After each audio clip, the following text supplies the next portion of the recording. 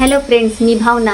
माझ्या चॅनलमध्ये मी तुम्हा सर्वांचे मनापासून स्वागत करते. कसे आहात तुम्ही सर्व? आय होप तुम्ही सर्व आनंदात असाल. स्वामींच्या कृपेने तुमच्या सगळ्या चांगल्या इच्छा पूर्ण होऊन आजचा दिवस तुम्हाला खूप छान आणि आनंदाचा जाऊ. 17 मे पासून अधिक मासाला सुरुवात झाली आहे आणि 15 जून पर्यंत अधिक मास राहणार आहे.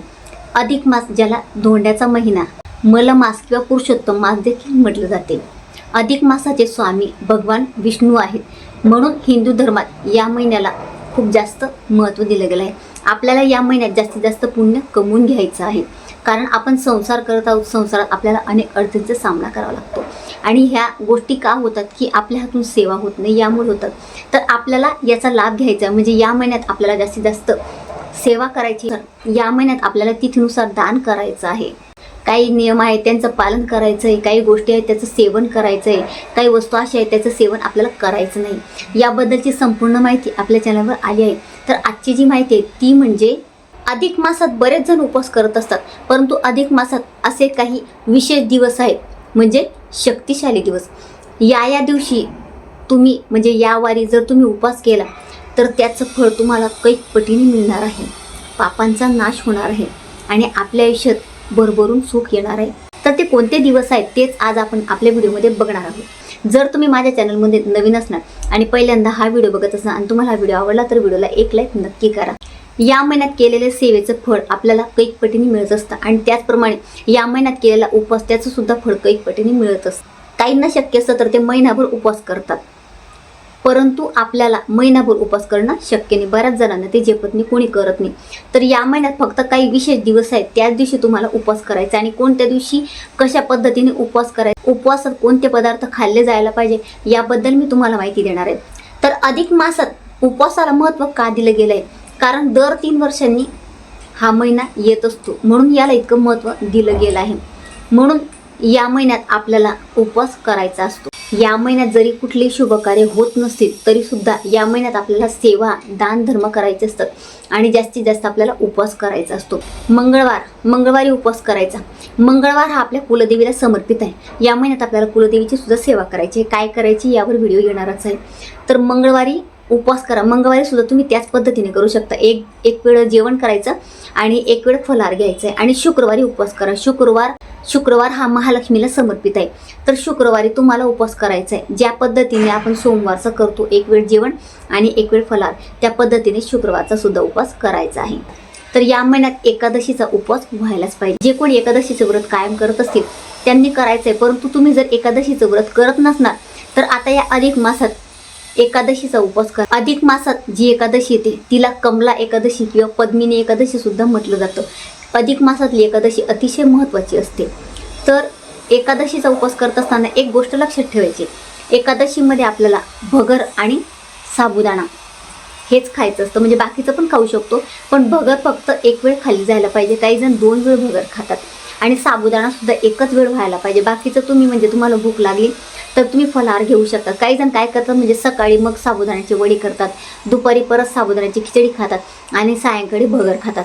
तर 2 टाईम साबुदाणा झाला आणि 1 टाईम तुमची भगर झाली. तर अशा पद्धतीने करायचं नाही. साबुदाणा फक्त एक वेळ, मधून तुम्हाला वाटत असेल तुम्ही ज्यूस वगैरे घेऊ शकतात, फळं खाऊ शकतात. अशा पद्धतीने उपवास करायचं. उपवासाला काहीतरी महत्त्व असतं, करायचं म्हणून करायचा नाही.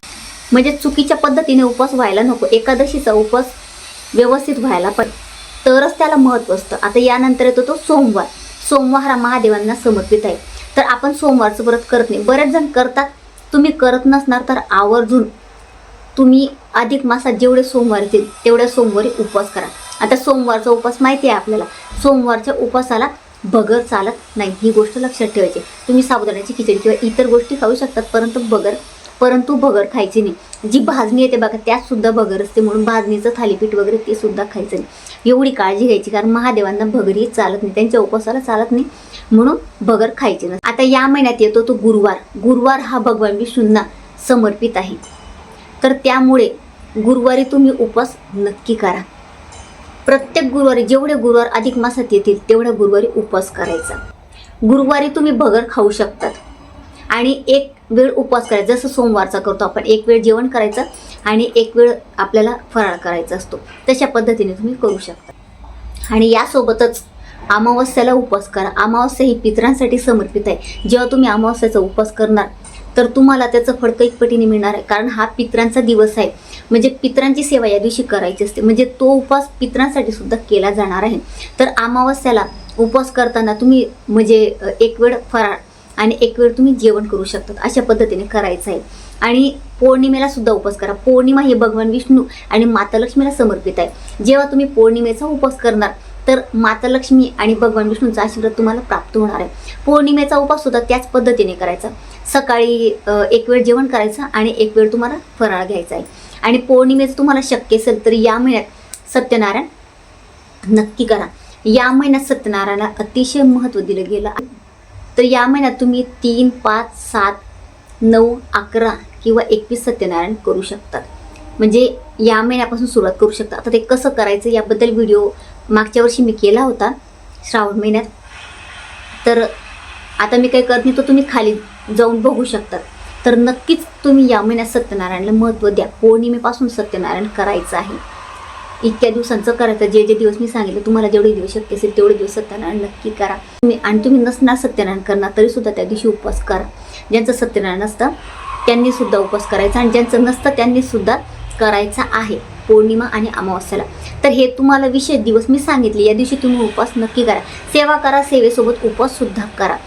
तर जेवढे तुम्ही हे उपवास करणार तर ते उपवास केल्यानंतर भगवान विष्णूंचा आशीर्वाद तुम्हाला मिळणार, त्यासोबत लक्ष्मी मातेचा मिळणार. तर ती लक्ष्मी मातेला सुद्धा आवडते, म्हणजे भगवान विष्णूंची सेवा केल्याने लक्ष्मी सुद्धा प्रसन्न होते, ती सुद्धा तुमच्यावर प्रसन्न होणार आहे, यात काही शंकाच नाही.